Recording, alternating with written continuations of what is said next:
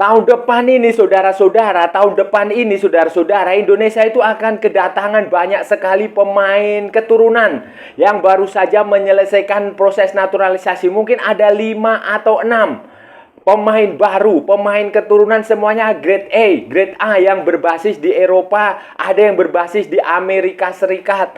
Banyak sekali saudara-saudara. Beberapa di antaranya mungkin saja 2 atau 3 pemain baru itu akan ikut ke Piala Asia, saudara-saudara. Halo saudara-saudara. Jumpa lagi dengan komentator gadungan di sini. Dengan komentator yang gadungan.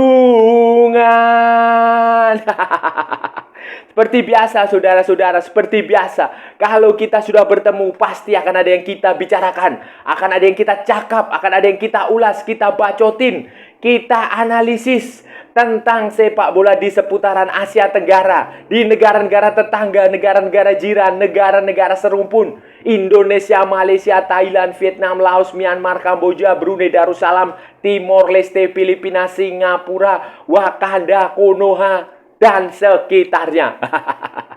Semua akan kita bicarakan secara fair, secara jujur, secara adil, sportif, tanpa muatan provokasi atau kebencian, berdasarkan fakta dan bukan klaim semata. Baik yang terlama maupun yang terkini, bebas saudara-saudara, bebas. Yang penting sopan. Dan untuk edisi kali ini saudara-saudara, untuk edisi kali ini kita akan membicarakan tentang Timnas Indonesia. Kemarin kita sudah bicarakan tentang Timnas Malaysia yang akan ke Piala Asia. Sekarang kita bicarakan Timnas Indonesia yang akan ke Piala Asia juga, saudara-saudara. Timnas Indonesia ini akan kedatangan mungkin saja akan ada tambahan 1, 2, 3 pemain keturunan baru untuk Piala Asia. 4 mungkin saja, jumlahnya kurang pasti saudara-saudara, karena semuanya masih dalam proses. Yang sudah pasti akan ada tambahan 1, tetapi yang 3 mungkin akan menyusul. Apakah akan selesai sebelum Piala Asia atau tidak? Tetapi untuk tahun depan saudara-saudara, untuk tahun depan, termasuk juga untuk kualifikasi Piala Dunia 2026 yang lanjutannya kemarin, mungkin saja Indonesia akan ketambahan total sekitar 5-6 pemain keturunan. Pemain-pemain dari grade A, pemain-pemain grade A yang berbasis di Eropa, dan ada juga yang di MLS, Major League Soccer. Ini akan seperti apa saudara-saudara? Ini akan kita bahas, akan kita ulas, akan kita analisis, akan kita bacotin di edisi kali ini saudara-saudara. Jadi begini saudara-saudara, jadi begini, Piala Asia itu akan segera dimulai bulan depan. Bulan depan ini sudah akhir Desember, sudah dekat saudara-saudara. Pertandingan pertama Indonesia itu tanggal 15 Januari menghadapi Irak, kemudian Vietnam, dan terakhir melawan Jepang saudara-saudara. Dan untuk memulai agenda Piala Asia ini saudara-saudara, Sintayong sudah memanggil 30 pemain untuk menjalani pemusatan latihan. TC-nya itu rencananya akan digelar di Turki. Dari Turki nanti kemudian berangkat ke Qatar. Di Turki maupun di Qatar itu nanti akan ada sejumlah pertandingan persahabatan, pertandingan pemanasan. Ketika menjalani uji coba TC di Turki itu, di kotanya kalau nggak salah Antalya di Turki lah, itu di kota dekat resort, kota pelabuhan itu. Di situ akan ada 2 pertandingan uji coba melawan tim nasional Libya. Libya adalah tim dari Afrika saudara-saudara. Walaupun dia tim dari Afrika dan negaranya sedang perang, itu pemainnya juga bagus-bagus saudara-saudara. Beberapa pemain Libya juga main di Eropa. Dan kenapa menjajal Libya? Karena Libya ini yang paling cocok karakternya dengan tim-tim yang akan dihadapi Indonesia di Piala Asia. Irak ya, dari Timur Tengah. Kemudian nanti setelah dari Antalya, Indonesia akan terbang ke Doha, langsung ke Doha untuk persiapan aklimatisasi, istilahnya, adaptasi cuaca, adaptasi suhu, pengenalan medan, dan beruji coba dengan tim nasional Iran. Tim nasional Iran adalah salah satu tim nasional yang level A di Asia. Wah, langganan Piala Dunia. Kemarin dia ikut Piala Dunia 2022 dan sekarang dia akan menjalani uji coba dengan Indonesia, dan ini akan menjadi sesuatu yang bagus sekali bagi Indonesia sebelum tampil di pertandingan yang sesungguhnya melawan Irak, Vietnam, dan Jepang mulai tanggal 15 Januari, tanggal 19 Januari, dan tanggal 24 Januari 2024, saudara-saudara. Dari pemain-pemain Indonesia yang akan berangkat ke Piala Asia ini, saudara-saudara, 30 pemain yang masuk TC, Pelatnas, pemusatan latihan di Turki ini, saudara-saudara. Tentu saja pemain-pemain yang selama ini sudah bermain bersama dengan Sintayong pasti akan semuanya dipanggil, saudara-saudara. Itu sudah pasti. Baik pemain lokal seperti Witan Sulaiman, seperti Egy Maulana Fikri, seperti Asnawi, seperti Pratama Arhan, seperti Rizky Ridho, itu semuanya dipanggil. Begitu juga pemain-pemain keturunan seperti Rafael Struijk, kemudian ada Sain Patinama, Sandy Walsh, Jordi Amat, Elkan Bagot, kemudian siapa lagi? Ivar Jenner, itu semuanya dipanggil, saudara-saudara. Termasuk juga Marcelino Ferdinand, semua dipanggil. Mereka akan dilihat dulu selama pelatnas. Kalau kondisinya sehat, bugar, memungkinkan, maka mereka akan ikut langsung terbang ke Qatar, ikut ke Doha, ikut ke Piala Asia 2023 yang berganti menjadi 2024. Tetapi saudara-saudara, tetapi ya ini ya, kalau kondisinya pemain-pemain itu nanti selama pemusatan latihan di Turki itu tidak bagus, ya otomatis mereka tidak akan dibawa. Kayak Ivar Jenner kan baru saja sembuh dari cedera. Kemudian Marcelino itu juga sempat absen lama. Dua pemain ini, dua anak muda ini sempat absen lama, tetapi sekarang sudah sembuh dan mereka dipanggil akan dilihat dulu apakah kondisinya fit atau tidak. Kalau tidak fit, ya sudah pasti mereka tidak akan dibawa ke Piala Asia. Semoga saja kondisinya baik-baik saja, fit, sudah bugar, sudah bisa bermain lagi seperti normal. Khususnya kondisi fisik, saudara-saudara. Kondisi fisik ini yang perlu menjadi perhatian, karena kalau teknik maupun mental itu bisa diasah, tetapi kalau fisik itu kan butuh waktu pemulihan lama, apalagi baru selesai menjalani cedera, saudara. Pemain-pemain lama itu tadi, saudara-saudara, baik pemain-pemain lokal maupun pemain-pemain keturunan, baik pemain-pemain dari Liga 1 Indonesia maupun pemain-pemain abroad.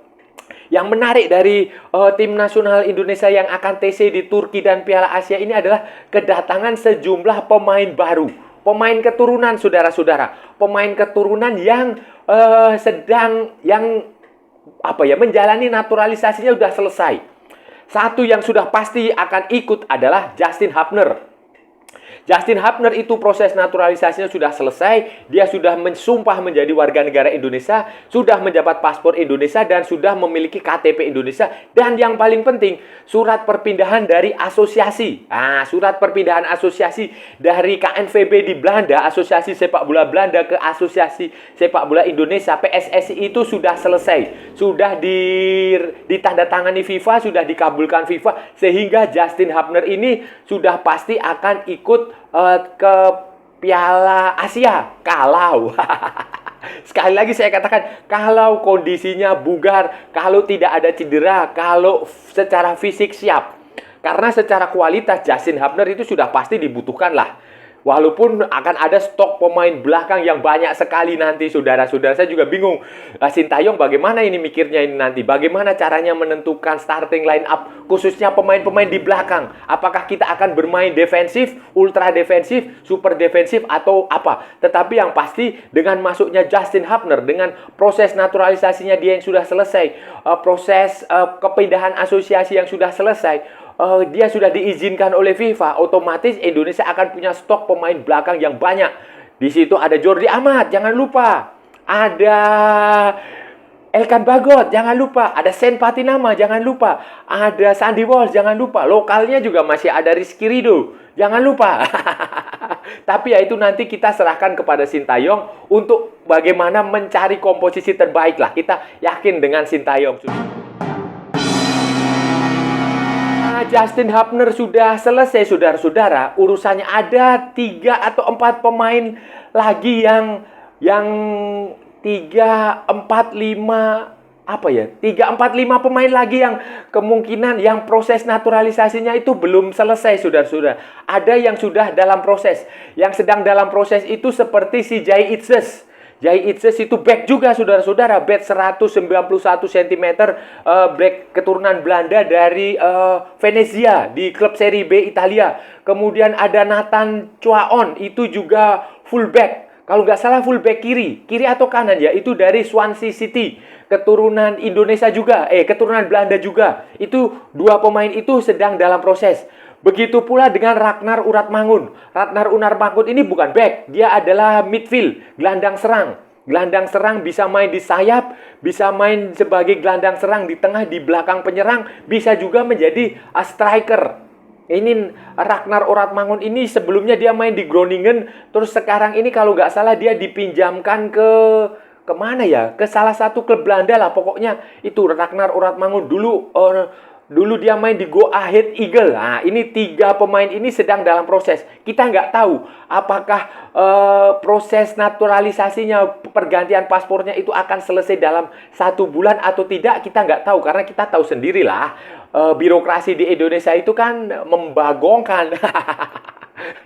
Apalagi harus lewat DPR. Dan sekarang DPR kan sedang kampanye, sedang ada pemilihan umum. Jadi ya mungkin saja saya pesimis kalau yang 3 ini, Jay Itzes, Nathan Chuaon, sama Ragnar Uratmangun ini saya pesimistis apakah dia selesai dalam waktu dekat atau tidak. Karena ya kebiasaan birokrasi Indonesia ini yang butuh waktu berlama-lama lah. Kalau bisa dibuat lama, ngapain dipercepat? Kira-kira seperti itu. Kalau ketiga ini saya tidak yakin akan bisa deadline. Tapi ya semoga saja bisa deadline. Bisa deadline, bisa cepat, bisa segera diurus, dan bisa segera mendapatkan keputusan presiden, disumpah jadi WNI, diberikan paspor Indonesia, dan urusan surat menyurat perpindahan asosiasi dengan asosiasi, perpindahan asosiasi itu segera diurus, selesai, dan bisa tampil, saudara-saudara. Jay Itzes, Ragnar Uratmangun, Nathan Chuaon itu masih sedang dalam proses, dokumennya sudah ada di tangan pemerintah Indonesia, sudah sedang diproses di kementerian. 2 nama pemain lagi itu kemungkinan belum bisa diproses karena dokumennya belum ada, saudara-saudara. Itu si Tom Hai dari SC Heerenveen sama si Martin Paes dari FC Dallas. Martin Paes ini adalah goalkeeper, penjaga gawangnya FC Dallas, keturunan Belanda juga. Kemudian Tom Hai ini adalah pemain gelandang tengah, midfield.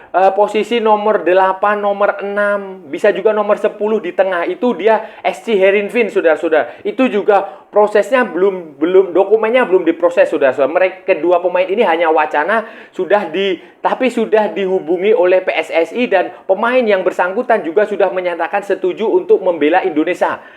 Bahkan Tom Hai ini adalah temannya, kalau nggak salah temannya Sandy Walsh waktu di tim nasional junior U17 Belanda. Dan dia mau main ke Indonesia ya karena ada Sandy Walsh itu, diajak Sandy Walsh, dan dia sudah berkali-kali menyatakan ketertarikan membela Indonesia. Sekarang tinggal prosesnya, dokumennya tinggal diserahkan ke PSSI untuk diurus ke Kementerian Pemuda dan Olahraga, ke Kementerian Sekretariat Negara, ke Presiden, ke DPR, baru diproses.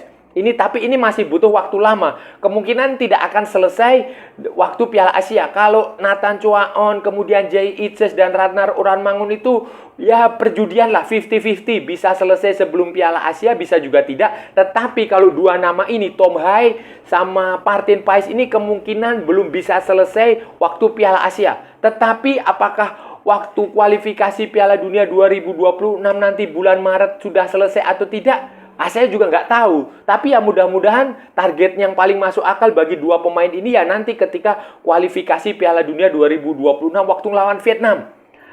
Kalau itu sudah berhasil ya lumayan lah, Indonesia bisa tambah amunisi dan semoga tidak lagi dibantai seperti waktu bertanding melawan Irak, saudara-saudara. Dengan tambahan amunisi pemain-pemain keturunan, saudara-saudara, pemain keturunan yang baru saja menyelesaikan proses naturalisasi, pemain-pemain yang baru saja mendapatkan paspor Indonesia, tentu saja ini adalah kabar baik lah saudara-saudara. Sudah pasti kabar baik. Hanya orang-orang bodoh saja yang tidak mendukung kedatangan pemain-pemain diaspora ini, pemain-pemain keturunan ini. Itu hanya orang-orang yang berpikiran sempit aja lah. Tetapi secara umum ini bagus lah. Mereka kan dididik di kultur Eropa. Mereka datang ke Indonesia untuk bermain di tim nasional. Udah pasti mereka serius. Mereka meninggalkan kemewahan mereka di Belanda, keistimewaan menjadi warga negara Uni Eropa untuk berganti paspor menjadi warga negara Indonesia itu tidak mudah, saudara-saudara. Anda hidup di Eropa, di Uni Eropa, Anda punya paspor Uni Eropa, Anda bisa pergi ke seluruh Eropa tanpa perlu ngurus visa. Sekarang Anda jadi warga negara Indonesia, Anda kerja di Eropa harus pakai izin. Harus dari satu negara Eropa ke negara Eropa lagi harus ngurus visa. Anda harus membuat green card lagi di sana di Belanda supaya Anda bisa bebas. Itu kan butuh proses dan tidak mudah. Tetapi kan sudah pasti pemain-pemain ini mereka ketika mau, mereka pasti akan memberikan sumbangan yang luar biasa. Setidaknya pengalaman, kemudian mentalitas. Mentalitas itu yang penting saudara-saudara. Kalau masalah taktik, masalah fisik, masalah teknik itu ya mungkin bisa 11-12 lah pemain Indonesia tidak kalah. Tetapi yang jelas adalah sikap mental, profesionalismenya pemain-pemain Eropa yang sejak kecil lahir di Eropa menerima pendidikan Eropa ini tentu saja bagus sekali saudara-saudara, bagus sekali. Karena ya gini loh, kelemahan Indonesia itu hanya adalah mentalitas. Mentalitas pemain. Pemain Indonesia itu kalau sudah ketemu lawan yang terlihat badannya besar, kemudian ada sedikit wajah-wajah bule itu sudah langsung ngeper saudara-saudara. Jangankan yang berwajah bule, ketemu pemain Thailand aja langsung dredeg, langsung gemetar. Jadi ini bisa menambahkan secara fisik, secara mental itu bagus. Kemudian secara fisik itu juga sudah pasti pemain-pemain Eropa itu fisiknya besar-besar, kuat-kuat. Dan ini bagus sekali. Dan secara taktik, secara intelijensia ini mereka juga pasti pemain yang pintar. Sehingga tentu saja tidak butuh waktu lama bagi Sintayong untuk membuat pemain-pemain ini padu saudara-saudara. Itu kelebihannya saudara-saudara. Kelebihan saudara-saudara, kita juga tidak bisa menutup mata terhadap kekurangan. Faktor minusnya ini juga ada saudara-saudara, jangan salah, tidak semuanya positif. Salah satu faktor minus adalah begini, di Eropa itu kan orang-orang ini terbiasa bermain dalam cuaca yang dingin, sejuk. Kalaupun panas ya hanya di musim panas yang tidak ada pertandingan sepak bola. Tetapi ketika nanti mereka kembali ke Indonesia bermain di Asia Tenggara, di piala apapun yang di seputaran Asia Tenggara ini kan cuacanya panas saudara-saudara. Cuacanya panas, apalagi di Indonesia. Nah, ini akan menjadi masalah khusus. Dan itu sudah pernah dirasakan oleh Elkan Bagot, kemudian Rafael Struijk, Ivar Jenner. Itu mereka sudah mengeluhkan itu. Kalau Sandy Walsh itu juga pernah mengeluhkan, Sen Patinama. Kalau Jordi Amat tidak terlalu karena dia main di Liga Super Malaysia. Jadi ya biasa aja panas. Itu pertama. Kedua adalah kalau sudah perhatikan, pemain-pemain yang dinaturalisasi ini kebanyakan adalah pemain belakang saudara-saudara. Back tengah, back sayap. Ini membuat Indonesia akan kelebihan stok pemain-pemain belakang. Pemain depannya itu ya hanya Ratnar Uratmangun. Kemudian kipernya itu ya si Martin Pais. Kemudian ada Cyrus Margono. Kemudian Rafael Struijk. Kemudian Ivar Jenner. Itu selebihnya itu back, defender. Back tengah Justin Hapner, Jai Itzes. Kemudian Jordi Amat, Elkan Bagot, back tengah. Back sayapnya Sen Patinama, Sandy Walsh, Nathan Choaon. Ini yang saya khawatir ini bagaimana terlalu banyak stok pemain belakang ini bagaimana? Apakah itu tidak akan memunculkan kecemburuan di antara sesama pemain keturunan maupun dengan pemain lokal? Ini yang perlu dimitigasi dengan baik-baik. Tetapi selebihnya saya tidak merasa pemain-pemain keturunan ini punya sesuatu yang kita khawatirkan. Ya hanya proses adaptasi sajalah. Komunikasi, kemudian adaptasi, aklimatisasi cuaca, ya itu normal. Dan saya sih optimistis saudara-saudara. Optimistis Indonesia setidaknya bisa menempati peringkat ketiga terbaik. Menjadi salah satu dari 4 peringkat 3 terbaik di Piala Asia 2023 ini untuk lolos ke babak 16 besar. Saya sih optimistis saudara-saudara. Nah, saudara-saudara, itu tadi pembahasan kita hari ini, saudara-saudara.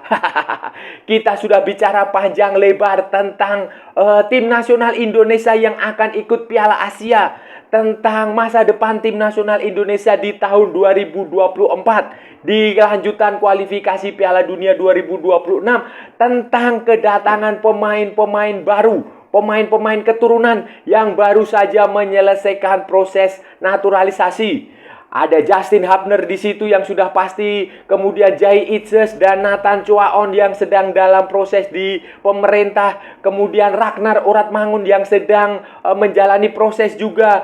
Kemudian ada lagi tambahan kiper dari FC Dallas itu namanya Martin Paes dari MLS. Kemudian ada lagi siapa lagi ya? Tom Hai dari SC Heerenveen. Kemudian ada lagi Sirus Margono mungkin. Jadi kemungkinan akan ada sekitar 4, 5, 6 pemain baru Indonesia dari jalur keturunan pada saat 2024 nanti, saudara-saudara. Ya, ini bagus atau buruk atau baik atau tidak itu nanti kita buktikan di lapangan lah, saudara-saudara. Kita tidak bisa menilainya sekarang. Ya, semuanya itu pasti usaha yang dilakukan oleh Sintayong dan PSSI itu pasti bagus untuk kepentingan sepak bola Indonesia di level internasional. Tapi kan kita juga harus melihat nanti pertandingannya seperti apa. Apakah waktu yang terlalu mepet untuk Piala Asia ini memungkinkan pemain-pemain itu bergabung, memungkinkan pemain-pemain itu langsung bisa menyatu dengan skema, dengan permainan. Nah, kita lihat saja nanti, saudara-saudara, sejarah yang akan membuktikan. Dan saya rasa sudah cukup ya, saudara-saudara, pembahasan kita hari ini. Kalau ada salah-salah ya mohon maaf. Namanya juga gadungan, saudara-saudara. Wajar kalau gadungan itu salah. Tetapi kalau benar, saudara-saudara, berarti sebuah kebenaran. Kalau saudara-saudara merasa channel ini bermanfaat, berguna, menghibur, menginspirasi, silahkan like, share, and subscribe. Tapi kalau tidak, saudara-saudara, abaikan saja. Skip. Jangan ditonton, tetapi jangan juga di-report. Kasihan saya, saudara-saudara. Ikuti juga akun media sosial Komentator Gadungan, ada di Instagram, ada di Facebook, dan ada di TikTok yang bukan TikTok Shop. Oke, saudara-saudara, sampai bertemu lagi di edisi-edisi berikutnya dengan tema-tema yang jauh lebih tidak bermanfaat, dengan tema-tema yang jauh lebih tidak berguna. Salam olahraga dan merdeka!